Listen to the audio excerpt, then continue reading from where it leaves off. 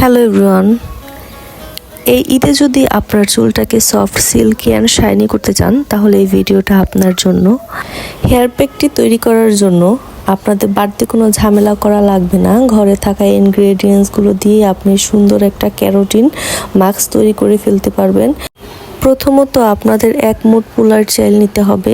পোলার চালটাই নিতে হবে আপনাদের, অন্য কোনো ভাতের চাল নিলে হবে না। দ্বিতীয়ত 3 থেকে 4টা তেজপাতা আর 2টা টি ব্যাগ। দেন এটাকে ভালো করে সিদ্ধ করার পরে ঠান্ডা করে দেন ব্লেন্ডার করে নিতে হবে। আর ব্লেন্ডারটা করার পরে পুরো স্মুথ হয়ে যাবে, খুব সুন্দর হয়ে যাবে।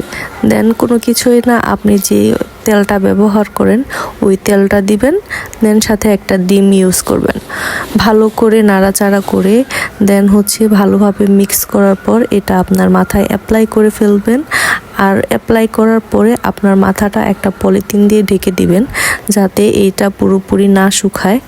দেন 40 থেকে 45 মিনিট পর আপনারা শ্যাম্পু করে ধুয়ে ফেলবেন।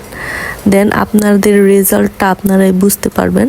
এটা কোনো কারচুপি কোনো কিছুই নেই, আপনারা একবার ইউজ করলেই বুঝতে পারবেন। তো আজ এই পর্যন্তই। ভালো থাকবেন, সুস্থ থাকবেন, ধন্যবাদ।